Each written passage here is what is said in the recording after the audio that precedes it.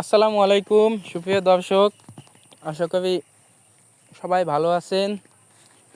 তো তো আজকে নানা বাড়িতে আসলাম। এখানে দেখলাম অনেক কিছুই লাগাইছে, অনেক তরকারি, বিশেষ করে এইবার প্রচুর পরিমাণে ডাঁটা শাক হয়েছে এবং পুঁই শাক, যেটা এই যে ছোটো ছোটো যে দেখতেছেন চারাগুলা, এগুলো আছে সব ডাঁটা শাক।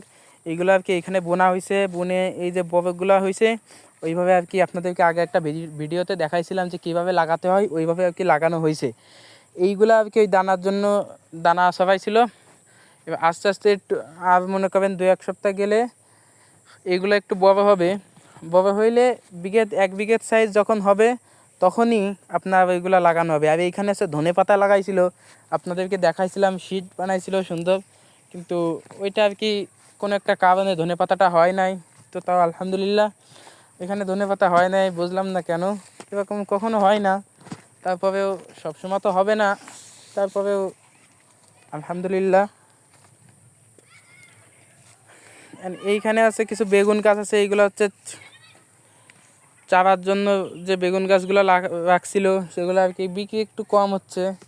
তো আজকে যেহেতু একজনের আসার কথা ছিল, সম্ভবত, জানি না কী হবে, সে আসবে কি না। তো এইখানে দেখছেন বেগুন গাছের পাশেও কিছু ডাঁটা শাক লাগাই দিছিল। আমি প্রত্যেকবার আসি তো এসেই দেখি নতুন ডাঁটা শাক লাগানো, মানে প্রচুর পরিমাণে চলতেছে ডাঁটা শাক বর্তমানে। এত পরিমাণে চলতেছে বলে বোঝানো যাবে না, যে প্রচুর চলতেছে। আর ফলনও খুব ভালো হচ্ছে আলহামদুলিল্লাহ, অনেক ভালো ফলন হচ্ছে। এরকম অন্য অন্যভাবের থেকে আমি এইভাবে হচ্ছে সবচেয়ে ভালো দেখতেছি যে অনেক ফলন ভালো হচ্ছে। জানি না এরকম কেন হচ্ছে, অন্য অন্যভাবে এরকম হয় না, এভাবে একটু বেশিই হচ্ছে। তো কিছু কিছু 2-1টা জিনিস হচ্ছে একটু কম হচ্ছে।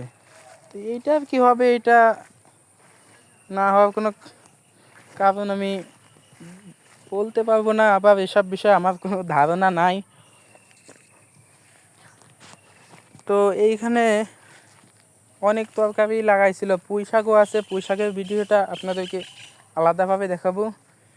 তো এইখানে আমি নিয়েছিলাম হচ্ছে এই যে ডাঁটা শাকের যেগুলা, এইগুলাকে দেখাচ্ছিলাম আপনাদেরকে। দেখেন ডাঁটা শাকগুলো কিন্তু খুব ভালোই হয়েছে। আমার যেহেতু যদিও একটা ডাঁটাটা পছন্দ না, ডাঁটা শাকটা পছন্দ, কিন্তু তাও দেখতে খুব ভালো লাগে। বিশেষ করে পুঁই শাকের চেহারাটা যখন ছোট হয় তখন দেখতে আরও বেশি ভালো লাগে। তো এই যে সেই লোকটা আসলো এইখানে আর কি, উনি আর কি কত 10 পিস মতন নিবে, তাকে এইখান থেকে কিছু 10-15 পিস হয়তো নিতে পারে, বেশি নিবে না।